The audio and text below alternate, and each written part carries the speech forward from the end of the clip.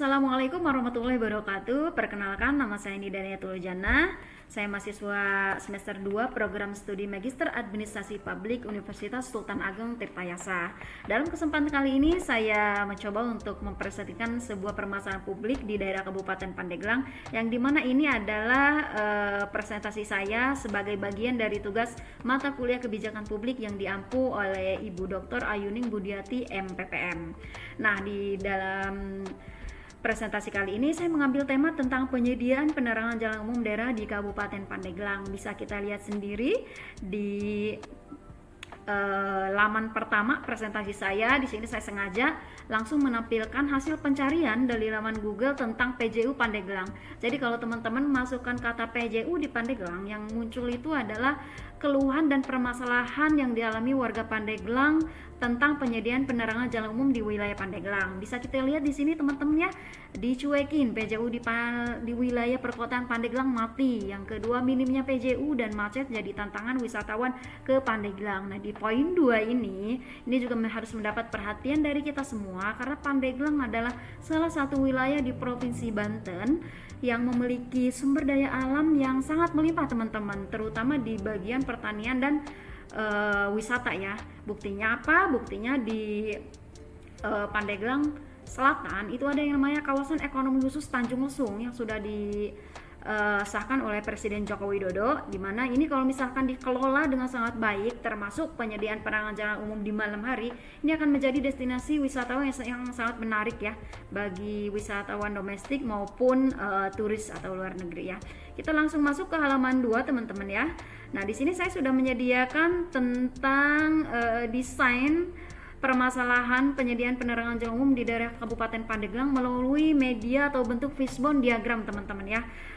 Agar apa? Mungkin agar supaya kita lebih paham dan mudah dilihat dan enak gitu ya secara visual. Yang pertama ada kebijakan, ada aturan pajak daerah dan retribusi desa. Ini tertuang dalam Undang-Undang Nomor 28 Tahun 2009 tentang pajak daerah dan retribusi daerah. Ada bunyi pasalnya berbunyi seperti ini: sebagian dari alokasi penerimaan pajak penerangan jalan itu digunakan untuk penyediaan penerangan jalan umum di daerah Kabupaten Pandeglang. Yang kedua, setiap 50 meter jalan kabupaten atau kota harusnya itu terpasang PJU. Jadi kata memadai atau layak itu seharusnya 50 meter jalan, bukan hanya di Kabupaten Pandeglang atau di kabupaten lain dan kota lain juga harusnya terpasang penerangan jalan umum teman-teman. Nah, bagi yang belum tahu, ini menjadi salah satu informasi juga buat kita untuk lebih melek fasilitas apa sih yang seharusnya kita terima dari pemerintah daerah di kabupaten atau kota masing-masing gitu ya. Yang ketiga ada setiap kecamatan terpasang 20 PJU. Nah, jadi setiap kecamatan dimanapun kita berada itu layaknya ada 20 penerangan jalan umum yang tersedia di kecamatan, ada wilayah kecamatan tersebut gitu ya. Dan yang kedua ada eksternal dari akibat. Nah, ini dampak luar dari akibat jika penyediaan penerangan jalan umum itu belum maksimal. Yang pertama ada kecelakaan malam hari meningkat.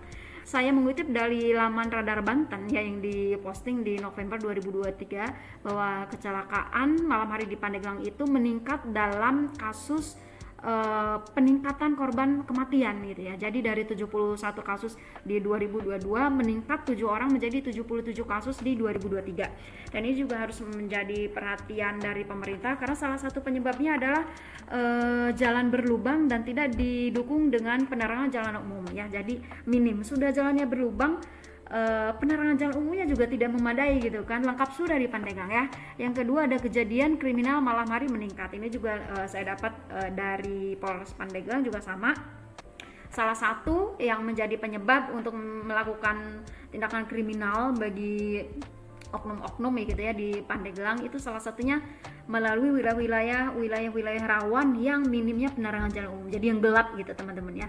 Yang ketiga itu ada UMKM malam tidak didukung Sarpras umum maksimal. Jadi ada beberapa di wilayah Pandeglang itu biasanya banyak UMKM atau pedagang kaki lima teman-teman, tetapi penerangan jalan umumnya kurang tersedia. Jadi untuk kuliner malam itu di Pandeglang itu sangat sedikit, mungkin hanya terpusat di alun-alun daerah Pandeglang. Akan tetapi alun-alun kecamatannya tidak diperhatikan dengan baik untuk penerangan jalan umumnya, sehingga mungkin kurang menarik ya bagi saya pun warga Pandeglang, kurang tertarik untuk berbelanja makanan gitu ke pedagang kaki lima di alun-alun yang terdekat itu. Contohnya di alun-alun Menes, Tanimbang atau Malingping. Yang ketiga ada APBD penganggaran. Nah, kita tahu di sini sudah menjadi rahasia umum bahwa 65% lebih banyak untuk belanja pegawai. Belanja pegawai itu teman-teman untuk gaji pegawai ya, honorer atau tenaga yang menjadi beban dari APBD Kabupaten Pandeglang. Yang kedua itu ada implementasi earmarking belum maksimal ya. Di sini implementasi earmarking belum maksimal tadi yang saya sebutkan bahwa sebagian penerimaan penerangan jalan umum itu harusnya dialokasikan untuk penyediaan penerangan jalan umum di daerah Kabupaten Pandeglang. Betul, meskipun tidak secara implisit seperti pajak rokok itu diperuntukkan 10% untuk pelayanan kesehatan atau pajak kendaraan bermotor itu dialokasikan untuk penyediaan lalu lintas ya, penyediaan jalan. Akan tetapi bukan tidak semestinya bahwa penerimaan penerangan jalan ini tidak dialokasikan atau tidak diperhatikan untuk penyediaan penerangan jalan umum, karena warga Pandeglang di sini berhak untuk mendapatkan penyediaan penerangan jalan umum dari pajak listrik yang mereka bayarkan setiap bulan gitu ya. Jadi kalau kita lihat rekening listrik itu biasanya ada yang namanya PPJ. PPJ itu berapa persen dari pembayaran listrik. Nah, di situ ada. Kita tahu kita menyumbang berapa rupiah setiap bulan kepada pemerintah daerah dalam membayarkan setoran pajak listrik tersebut, dan seharusnya kita mendapatkan dong ya pelayanan penerangan jalan umum sebagai bagian dari reward wajib pajak yang setiap bulan selalu membayarkan listrik gitu ya. Yang ketiga, tidak adanya upaya balancing realisasi pajak dan penyediaan PJU tadi. Jadi setiap tahun ini PPJ ini pajak penerangan jalan ini selalu meningkat. Terbukti di tahun 2023 pajak penerangan jalan ini menjadi PAD atau pendapatan asli daerah nomor 2 di Kabupaten Pandeglang setelah pajak kendaraan bermotor ya. Jadi terus meningkat setiap tahun sampai miliaran nih teman-teman ya, dan seharusnya PJU di Pandeglang itu memadai gitu ya. Yang keempat ada faktor partisipan, kurangnya pengetahuan masyarakat tentang peruntukan PPJ. Betul, di wilayah Kabupaten Pandeglang ada beberapa, mungkin ya hanya sedikit yang mengerti tentang bahwa penerimaan pajak penerangan jalan itu, pajak listrik yang mereka bayarkan kepada pemerintah daerah itu harusnya ada tadi yang sudah saya jelaskan untuk penyediaan penerangan jalan umum gitu ya. Yang keempat, tidak adanya sikap kritis warga terhadap penyediaan PJU. Nah, ini ketika masyarakat Pandeglang hanya melihat wah ini gelap, tapi tidak ada tindak lanjut. Bagaimana sih cara menyampaikan aspirasi ini? Apakah lewat musrembang atau yang lainnya gitu ya? Nah, di sini tidak adanya sikap kritis warga terhadap penyediaan PJU bisa kita lihat tadi. Yang hanya tergambar di PowerPoint saya tadi hanya dari media paling yang mengekspos ya. Kalau untuk kritis dari masyarakat itu amat jarang terjadi di Pandeglang gitu. Kita lanjut ke slide ketiga. Nah, di sini ini mind mappingnya. Nah, tersedianya fasilitas publik ya, terutama di tadi penyediaan penerangan jalan umum. Yang pertama ada kebijakan. Nah, kebijakan ini mengubah arah kebijakan perencanaan APBD agar sarana publik, salah satunya PJU, di jalan daerah kabupaten mendapat perhatian guna penerimaan pajak listrik dari masyarakat. Jadi, kebijakan keuangan atau perencanaan keuangan di daerah Pandeglang tidak melulu melihat kepada kebijakan anggaran di tahun sebelumnya, akan tetapi mereka juga harus membuat terobosan yang lebih baik, apalagi tadi ya ada amanat dari Undang-Undang Nomor 28 Tahun 2009 di pajak daerah dan retribusi daerah. Sudah seharusnya pemerintah Kabupaten Pandeglang juga memperhatikan ketersediaan penerangan jalan umum di daerah Pandeglang. Yang kedua itu tadi, nah ini poin 2 tadi sudah saya jelaskan. Nah, di sini ada aduan lembaga terkait. Nah, di sini seharusnya Polres Pandeglang juga menyampaikan data kepada pemerintah daerah Kabupaten Pandeglang bahwa ada keterkaitan antara kejadian tindak pidana kriminal dan kecelakaan pada malam hari di wilayah-wilayah yang kurang sekali titik penerangan jalan umum itu bisa dijadikan acuan untuk pembangunan di tahun selanjutnya gitu. Agar apa? Agar tindakan tadi tersebut bisa dicegah. Nah, di sini pemerintah Kabupaten Pandeglang bukan seharusnya ya, memang sudah seharusnya tidak hanya menjadi proaktif gitu ya, menyelesaikan permasalahan, akan tetapi juga bagaimana mencegah gitu ya. Jadi preventif nih.